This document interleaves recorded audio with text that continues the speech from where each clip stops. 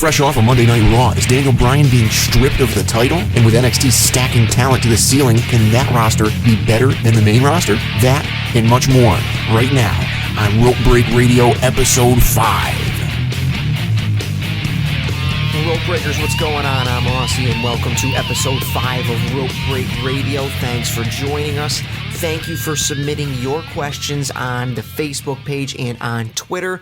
We'll get to those in a minute, but we're going to start off with a little bit of recap from last night's edition of Monday Night Raw.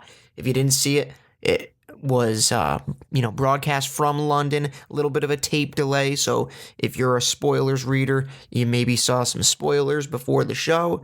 And to those that don't understand that, we had some confusion on the site yesterday. There is a bit of a tape delay when they go overseas, and obviously SmackDown is always taped, but last night's Raw was a couple hours delayed.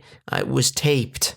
So to those that thought maybe it was live and were kind of confused about the rumors and the spoilers, it was taped, and that is why some people were saying certain things before the show, which actually didn't come to fruition. We'll talk about that a little later as well. As far as Raw goes, I thought it was a pretty good episode. I rated it a B+ on the Facebook page right after the show. And if you don't like our Facebook page, that's facebook.com/ropebreakwrestling. It's easy as that. We're up to 1,500 likes thanks to our partners at WWE Memes, WWE Vines, and of course all of you, the great fans. And we're seeing a lot more interaction on the page. That's what we're looking for here every week. I'm going to post something during Raw, telling you guys to give us your questions, your concerns, your topic suggestions for this show, and we're going to address them. And as far as Raw goes last night, like I said, I gave it a B+. I thought it was a pretty solid episode, and it's always a pretty good episode when you can start off right off the rip with a really hot crowd, and that is what London always provides. Really, all the overseas crowds always provide that, and it's probably due to the fact that WWE is not over there all the time. So a lot of people are like, oh yeah, the London crowd kicks the shit out of all the US crowds. Well, a little bit different. When you're in the US, you're getting a little bit of a watered down crowd. When you're over in London, it's kind of like a once a year type thing. It's like their WrestleMania. Even though a lot of people overseas travel here for WrestleMania, not all of them have that opportunity. So they like to kind of show off when WWE comes over that way. And that is awesome. We love it. I love watching Raw when it's out there in the UK. They always do a pretty good job. But a little bit of crowd controversy, and that we'll kind of get into in a little bit as well. Starting off with the whole Bray Wyatt promo opening Raw. Excellent promo, I think, and it seems like we're saying this every single week now. Every time Wyatt comes out and cuts a promo, it's the best one he's done yet. I really, really, really think that was his best promo to date. Loved it. I was almost in a trance, just sitting there staring at the screen. Almost couldn't believe what I was hearing, and I probably couldn't really recite to you much of the actual promo itself. It was just so groundbreaking. It's you're drawn in and you're stuck, and I thought the segment was well done altogether. If you've heard the show before, you've heard me refer to John Cena as Super Cena, and I will keep doing that. I think that's what he is. He's a superhero character, and until he changes that very stale character, he's going to be Super Cena to me. And I thought it was kind of a poor way to end that really awesome segment with Cena coming in and, getting the upper hand. But I guess that's really how it goes. I'm kind of sick and tired of seeing the same old, hustle, loyalty, and respect always wins, no matter what. If you don't give up, you can do anything. It's kind of like what your parents told you when you were, a toddler. And it's stale. Leaves a bad taste, like dish soap in your mouth. Or like I alluded to last week, it's kind of like a bag of chips that's been left open on the table for about, 7 or 8 years. It's pretty stale. Won't get too much into John Cena and me, ragging on him. I do appreciate and respect John Cena, so let's get that out of the way. The fact is, and this was a question that was asked, so I guess we can bring it right to that. I believe it was Gary St. Laurent on Facebook. Thanks for sending in your question, Gary. Gary asked, how far can they take this Wyatt-Cena rivalry? And I think that's a really good question because I think at this point, it is starting to get a little bit stale. I mean, it is a really good and really well done rivalry up until this point here, but I think it has to end at Payback, Gary. I think we've seen Cena win at WrestleMania, and there was a huge build up to that pay-per-view. And then we also saw, Wyatt take it at Extreme Rules and a whole nother month's worth of build up for that. And now we've got another month's worth of build up for Payback. I think it's got to end here, and I think it's got to end with Bray Wyatt beating John Cena. If it ends the other way, I'm not going to be happy. And it's not because I don't like John Cena. It's because he's at a point in his career where he needs to be helping younger talent get over here. And Bray Wyatt can really benefit from beating John Cena 2 out of 3, more so than John Cena can benefit from beating Bray Wyatt 2 out of 3. My concern is, does John Cena feel the same way? He's been saying, if any new talent wants to get over, blah, blah, blah, they got to go through me. Well, this would be a good start. And then John Cena can move on to, beating some, garbage talent like Sheamus that, doesn't really matter. Or he can continue putting people over similar to the way Jericho and Rob Van Dam have been. I know that's not a good comparison. John Cena is a much bigger, much polarizing figure than Jericho or RVD at this point. But same scenario. They're getting to the end of their career. It's time to help the next generation up and kind of, dig their feet in to stay for a while. So, Gary, I think that Payback is the end of the Wyatt-Cena rivalry. If it goes any longer than that, it's going to get boring. It's going to get stale.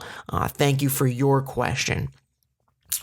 Now, as far as putting new talent over and younger talent over, we saw last year at WrestleMania with Chris Jericho putting Fandango over, and that was that was kind of a groundbreaking moment because Fandango has a different type of gimmick, different type of character. Jericho's this big, definitely first ballot Hall of Famer character, and we're starting to see more and more of those kind of floppy disk 80s gimmicks. That's what they seem to me, 80s gimmicks. And we're seeing that with Adam Rose right now, who actually got over in a big way last night in the UK.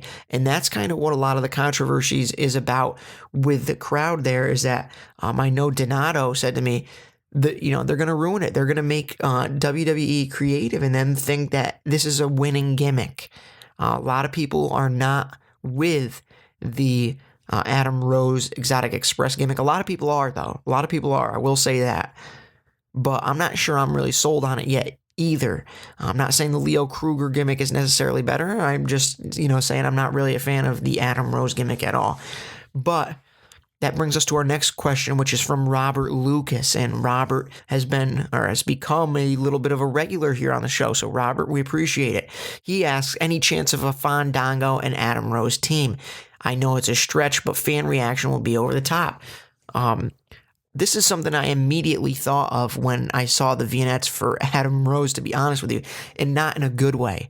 I thought of it because I, feared the fact that Adam Rose's gimmick would flop similar to the way Fandango was. At huge pop in the beginning, people dancing.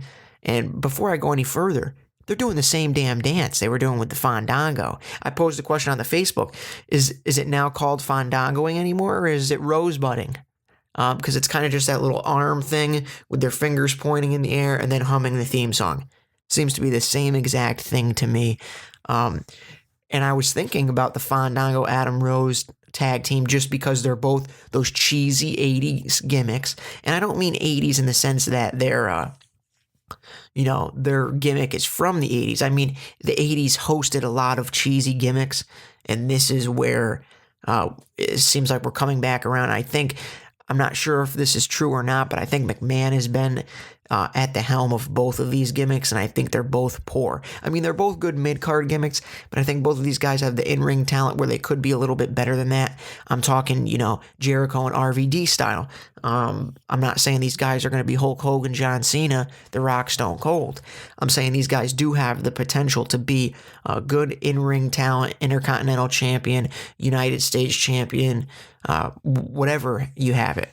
But with their current gimmicks, I feel like they're going to end up like Santino Marella, where it's more like a comedy show when they come out. It's more of a, time for the kids, time for people to laugh.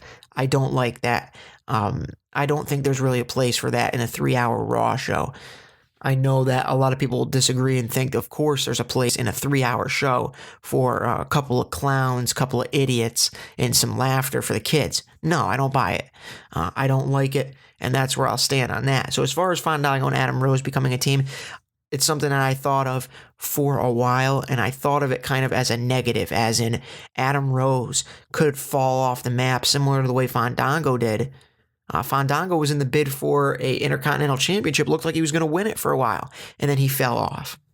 And I think Adam Rose will probably end up doing the same thing, and maybe they do stick them together just because they're both, based largely around their theme songs and the crowd reaction to their theme song. And I think that's the wrong way to do it for a talent. You don't want to get their theme song over, you want to get them over. But, Robert, I wouldn't like it either way. Fandango and Adam Rose as a team. I think both of those guys, underneath their gimmicks, are better than that.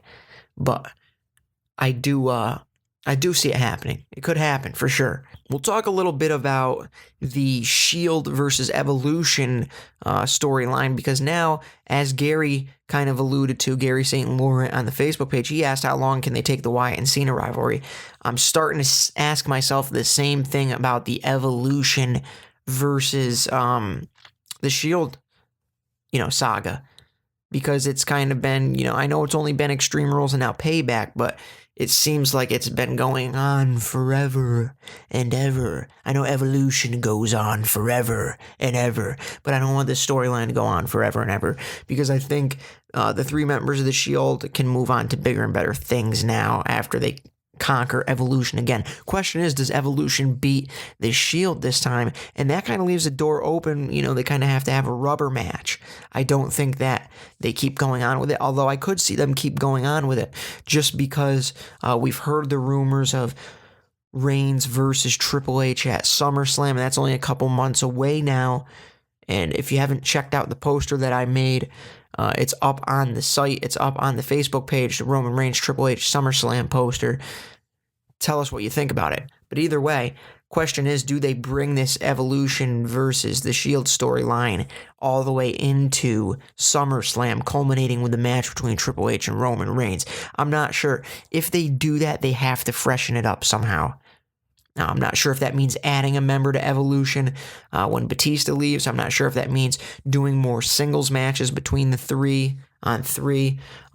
But it does bring us to our next question, which another regular on our show, Johannes Butel, asks, if Evolution wants to get a new member, who do you think it should be? Someone from NXT or someone from the main roster? And I don't know if Johannes is asking this kind of as a loaded question. He may or may not have seen me giving my opinion on this in the past. I think that for somebody to come into Evolution, I think it needs to be somebody from NXT or somebody that was just in NXT. For example, not Adam Rose, but for example, Bo Dallas is coming to SmackDown this upcoming week. Him and Hogan will both be on SmackDown and make the show somewhat interesting for about 10 minutes. And I'm probably in the minority here, but I think Bo Dallas would actually kind of be a good fit for Evolution. I think he would. He's got the image with the slicked back hair, the suit he could wear, and he's a young talent. They want to build him as a heel, and I think that's the perfect stable to be in. Is Evolution. He could seamlessly take Batista's spot. I know a lot of people are going to say his gimmick kind of doesn't fit. I think they could make it work. I'm not sure who else they could really throw in there, to be perfectly honest with you. Kind of interested to hear what you guys would think about that, who you think should be in Evolution once Batista leaves, if you think anybody should be in there at all, if you think it should just be left alone. Want to hear from you anyways. I don't think it should be Sheamus, which we've heard a couple of times on the dirt sheets. Sheamus might be joining Evolution. I think that would be a major flop. You want to talk about gimmicks that don't fit. Sheamus's gimmick does not fit in Evolution. The suit-wearing Irishman that loves to fight, fella. No, I don't like it at all. As far as people going into Evolution goes, I think it has to be somebody from NXT. I don't know who, though, besides Bo Dallas. There's people that have been, kind of alluding to it on our page, what they think. And Kyle Colohan, who is actually a writer on the site, posed the question a while back. Same question. Who do you think should join Evolution? And somebody on our Facebook page, Christopher Carl, commented Prince Devitt. What do you guys think about that? The new talent, which we're going to talk about again, like I said, new talent taking over NXT. There's about to be a new wave. And I think the Prince could do the job. Probably not. He just doesn't fit in there, especially if they keep his, whole comic painting thing going, which I'm not sure they're going to. If they don't, maybe he is a good fit. But other than that, I'm not sure, who would be in there. Once again, we want to hear from you on that. Evolution. Who do you think could fit in there as the next top heel? I think it's got to be the future. That's the thing. In the past, you had Flair as the past, Triple H as the present, Orton and Batista as the future. Now you've got Triple H as the past, Batista and Orton as the present. Who's going to be the future? That's the big question we want to know. And if they don't have somebody that's going to be the future, if it's going to be Sheamus, who I consider the past, to be honest with you, then I don't think they should do it at all. We're going to take a quick break. When we come back, we're going to discuss a few more of your questions. We're going to go over the Daniel Bryan Kane and WWE World Heavyweight Championship situation and what's really going on with that. And we're going to discuss the new influx of talent coming into NXT and whether or not the NXT roster can take over the WWE main roster as far as talent goes. That and much more. Keep it locked. It's episode 5 of Rope Break Radio. Stone Cold Steve Austin here, and I want to congratulate Rope Break Wrestling for hitting 1,000 likes on Facebook. Well, hell, I might as well congratulate them for getting 1,500 likes on Facebook. That's right, son. And because of it, they're going to be giving away not one, but 2 prizes on Payback. The night of Payback, June 1st, 2014. So if your ass wants a prize, give me a hell yeah. Well, regardless of whether or not you said hell yeah, RopeBreakWrestling.com is going to be giving away not one, but 2 prizes. And you can bet your ass they ain't giving any prizes away in the bleachers. So get your ass out of the bleachers and get in the ring with RopeBreakWrestling.com. And that's the bottom line because Stone Cold said so. Wade Barrett here. And if you actually think you're going to win a prize at Payback, I'm afraid I've got some bad news. You see, the only way any of you lazy fat bums are going to win a prize from RopeBreakWrestling.com is if you listen to this podcast next week for the secret password. RopeBreakWrestling.com is not actually endorsed by Stone Cold Steve Austin or Wade Barrett. Rope Breakers, we are back with episode 5 of Rope Break Radio. We're going to get right back into your guys' questions this week, which we've had a pretty surprising turnout this week. A lot of people involved in the questions on Facebook. That's what I like to see. The obligatory CM Punk question has popped up a couple times this week, and we'll start off by Matthew Jones asking, the real question should be, has CM Punk managed to accomplish more by leaving than he ever could have by staying? All of his changes he wanted only happened after he left. And then Brandon Manuel goes on to add, is the WWE better without CM Punk in the mix of the title hunt or current storylines? Now, normally we wouldn't address the CM Punk situation during a podcast just because it's kind of stale, irrelevant, and, everything else at this point. Doesn't seem like Punk's coming back in the future, even though Payback is in Chicago. Looks like he's going to be getting married in June. And as long as the Blackhawks are in the playoffs, he's not going to be coming out of sabbatical. But because you guys want to hear about it, because you guys asked to hear about it, we will cover it. And addressing the question of is the WWE better without CM Punk in the mix I disagree. No, they're not. And I'm not going to use the stocks and the stock, price as proof, but I mean, that's there if you want to use that. Other than that, CM Punk is a major character.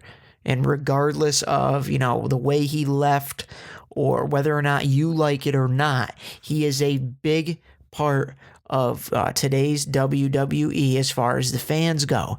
And having Punk there would certainly be better for the product. He's a marquee player, and he could be thrown into a feud with anybody and help get a new talent over, or, could keep adding to his legacy. I think he would be a perfect person to face Daniel Bryan down the road as his heel character versus Daniel Bryan. They would have great matches. Would love to see them main event WrestleMania 31 together. I'm a big fan of Punk's. Not happy that he left, but at the same time, I'm not bitter either. I think Punk would make the WWE better in any facet at this point. Not that they're not doing well without him. I've enjoyed the programming since he's left anyway. So I guess that kind of goes into what Matthew Jones is asking. Has he managed to accomplish more by leaving than he could have by staying? Nobody really knows besides CM Punk and maybe McMahon and Triple H the real reason that Punk left. So some could be saying, he was sick and tired of, guys like Batista and The Rock coming in, getting main event shots, getting the big paydays, and then leaving. Another problem that people were saying Punk has is the fact that WWE has not been, 100%. In the green with their payouts lately, apparently. But like I said, the only person that knows for sure is CM Punk. And I think it had to be a mix of playing injured. He's been hurt for a while. He's been battered. He needs some time off. I think, he's probably not happy that Batista came back and was going to be thrust into the main event. At the same time, Batista and Punk are rumored to be pretty good friends off TV, so I'm not sure that that's a huge deal or as big of a deal as people think it is. I think even in a press conference I think it might have been a Comic-Con event or something like that, Punk even addressed the fact that he and Batista are friends and there's no bad blood between the two.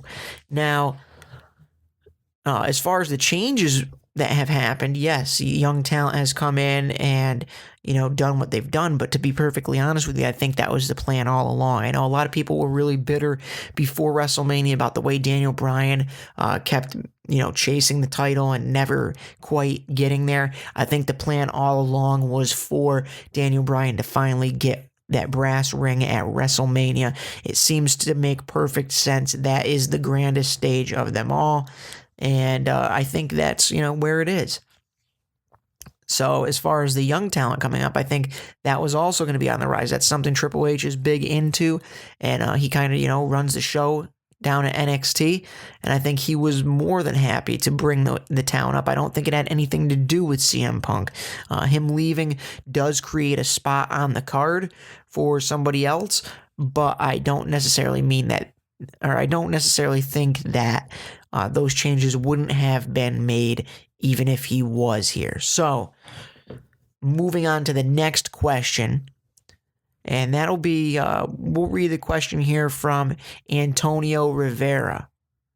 Actually, you know what? We'll go with Jose Alicea. Hopefully I'm saying that right, Jose. And his question kind of transitions to what we were just talking about. He says, do you think NXT in the way it is a weekly TV show will affect negatively the gimmicks of the new WWE superstars in the long run? His example is if Adam Rose doesn't work, could he come back as Leo Kruger? Not sure. Good question.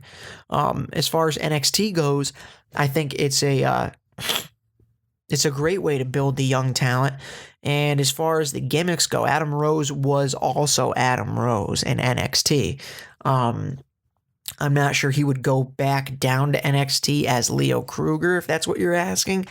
But as far as NXT and affecting the gimmicks go, I think that with NXT being, thrust into the spotlight, I think a lot of people are going to expect certain things where, say, the Bo Dallas character, he's supposed to be, that overly positive heel that nobody likes.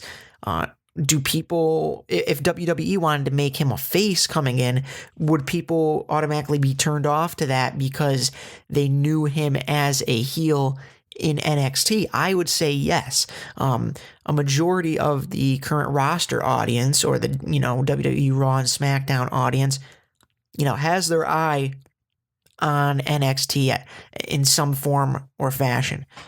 And, it would kind of be an insult to our intelligence for them to, kind of mess with people's gimmicks as they go along. I know NXT is developmental and they want to develop certain gimmicks, and I think that's what they're going to do. That's what they're going to use it for. But I don't think, you're going to see people getting thrown down into the minors and going back to old gimmicks. We've seen Brodus Clay and Tyson Kidd. They've both gotten sent back down to NXT, and they, have kind of reinvented themselves. They're in different gimmicks, so to speak. But I don't necessarily think that you'd see an Adam Rose guy go back down to NXT to become Leo Kruger. I think maybe if any type of gimmick change were to happen, it would be up on the main roster. Our last question before we get into the title picture situation, and then our main event topic of the day, is from Antonio Rivera. And Antonio asks, what do you think Sting will do once he debuts? Now, I guess you could call it common knowledge that it seems that Sting has definitely signed with WWE. We've seen him on the network a few different times. It seems like they've got, the DVD in the works and the merchandise. Question is, when will he debut? That's the first question I have. Nobody really knows. Not sure if it's not going to be until next year. Royal Rumble time down near WrestleMania, or what the deal will be. If he, debuts at SummerSlam, that could be a possibility as well. But it's an intriguing question you ask, Antonio, to see what he will do, or what I think he will do once he debuts, because I'm not really sure what they can do with him at this point. He's not going to be a main event talent as far as in the ring goes, but he could certainly really, really, really help a young talent benefit, or a young talent could benefit from being in a feud with Sting. Sting, they could utilize him as a Raw general manager, SmackDown general manager. They could utilize him as, I don't really know. I guess the options are pretty limited.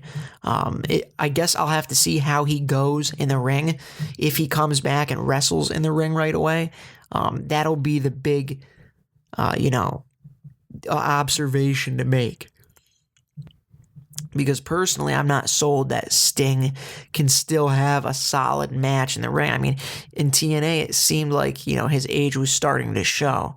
And he is older than The Undertaker. That's something to remember.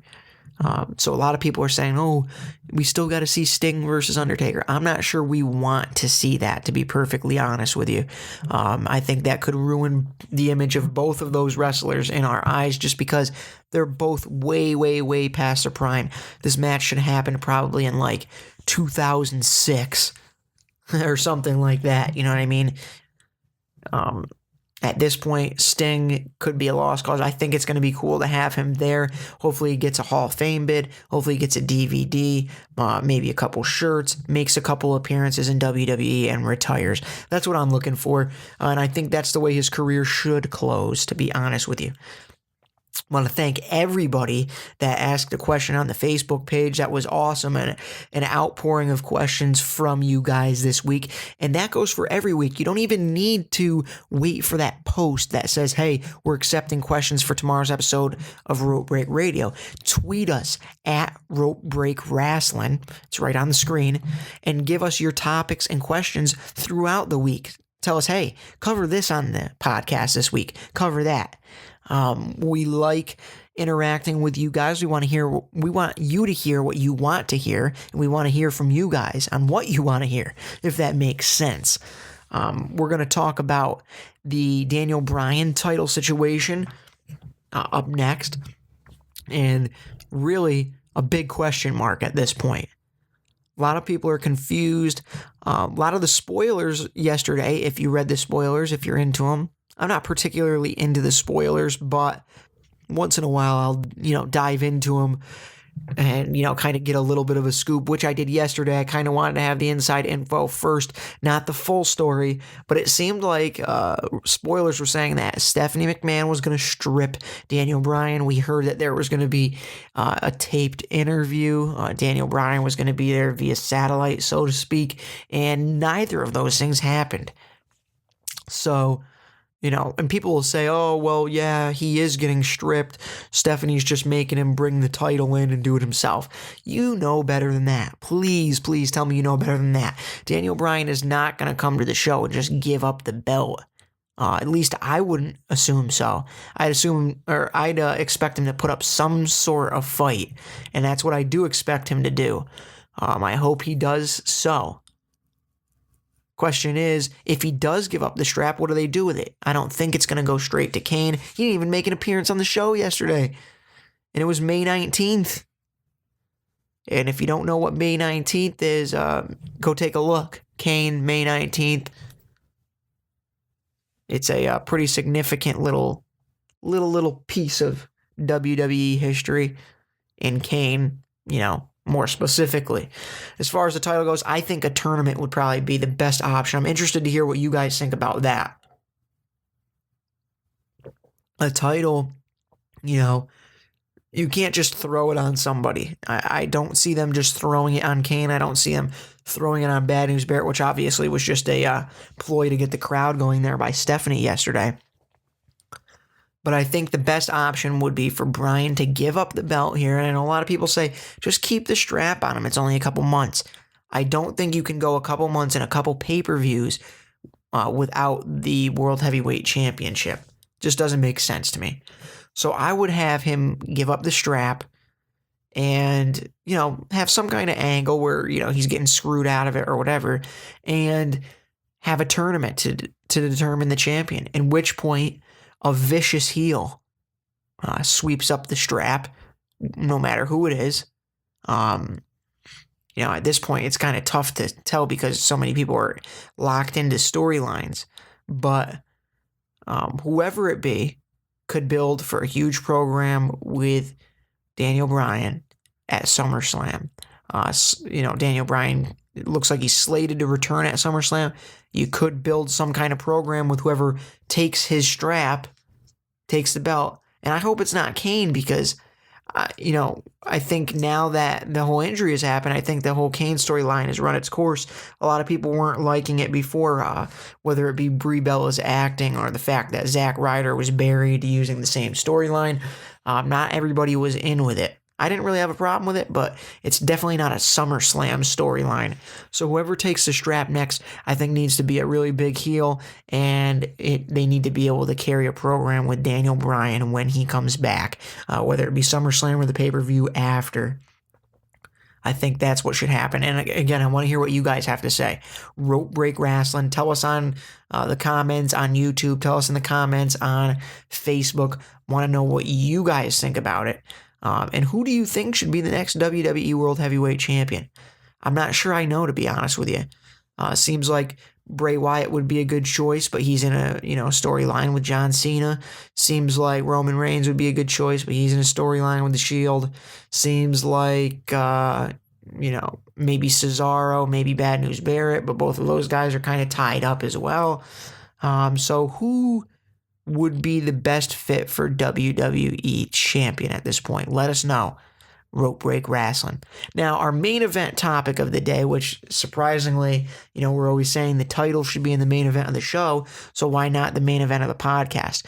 Well, this week I kind of want to touch on some of the signings that were made by WWE Developmental and kind of the idea that they're giving me here with, these indie guys or the Japan guys, blah, blah, blah. There's a few different guys that were signed this past week, most notably Prince Devitt. He was signed, and he's got, if you don't know him by name, he's the one that you see, painted up as different comic book characters, most notably Spider-Man type characters. And he was out in New Japan Great talent, a really great talent. Not sure what they're going to do with him in NXT and why they're even bothering putting him in NXT, because to me that tells me that they're going to go ahead and mess with his gimmick. And I don't think his gimmick needs any messing with. That's just my opinion. Again, always open to hear what you guys have to say about it. But he's not the only talent that was signed this past week. We also saw Tokyo Sports reported that pro wrestling Noah wrestler Takashi Sugiura confirmed that Kenta will be debuting with NXT. Kenta, another great talent. And a lot of people, and we had somebody comment on there, I can't remember who it was, asking, is he keeping Kenta? Hopefully. We hope so. Everybody at Rope Break does, I believe. We're all in unison there. I think both guys should keep their current gimmicks. I think they're good the way they are. But then again, WWE likes to mess around with things to kind of make them their own. And then they can, WWE can then trademark them and all their merchandise and their names. Same way you saw with the Dudley Boys. They can't use the Dudley Boys. Most of the people, when you saw the NWO created in WCW, Razor Ramon and Diesel could no longer be Razor Ramon and Diesel. It's a property of the WWE. So Prince Devitt and Kenta, two big signings for NXT, and I think the question I want to pose to everybody is, are you going to start being more interested in NXT than you are the actual product if they go to doing more tapings more often? Because it seems like the crowd is always hot, even though it's a small crowd. Looks like they're getting some really good talent in there. Look for Sean Ricker, the guy that was on The Hero, The Rock's reality show last year. He's going to be coming up. I think they call him Slate Randall. He is a pretty good talent. Was managed by the late great Percy Pringle, or as you know him, Paul Bearer. Just a lot of good talent coming up at this point, and I'm interested to see where it goes, especially with with Daniel Bryan being out here. We'll see if these guys start in developmental anytime soon, if they even make NXT TV soon, or if they're going to be, in the minor leagues for a while, so to speak. Either way, we want to know what you think about basically every topic that we covered on the show this week. It was kind of a down week for the show, long show, but a down week. We really enjoyed answering all your questions. We look forward to next week's episode and talking about what you want to hear covered. So go ahead, give us your topic suggestions, comment, like, share, subscribe, share with your friends. Go on RopeBreakWrestling.com. Don't just be a Facebook viewer. Don't be a Facebook jabroni. Hit the real site, because we've got a real site with real news and real rumors and real podcasts and pay-per-view posters and all sorts of graphics and shit like that. And it's better than the bleachers. So get your ass out of the bleachers and get on RopeBreakWrestling.com. Favorite that shit. Make it your homepage. Make it your destination. When you get on the computer, you're checking RopeBreakWrestling.com. You're checking Rope Break Wrestling on Facebook. You're going to Rope Break Wrestling on Twitter. We got a DeviantArt account now. If you're into that shit, we post all of our custom pay-per-views on there. It's Rope Break Wrestling. All of our custom pay-per-view posters. We're going to be doing some tribute videos. If you want to see us tribute a certain player or, player, person, talent, superstar, whatever you want to call them. If you want us to profile or tribute somebody that you like, you want us to do a custom Titantron video, tell us what you want to see from us. We're going to do it. It is Rope Break Wrestling. This has been Rope Break Radio, episode 5. I'm your host, AuSSy. Thanks for listening.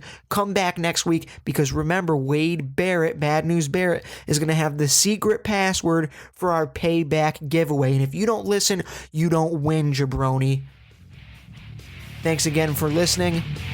One more time, I'm AuSSy. This is RopeBreakWrestling.com. Rope Break Radio Episode 5. We gone.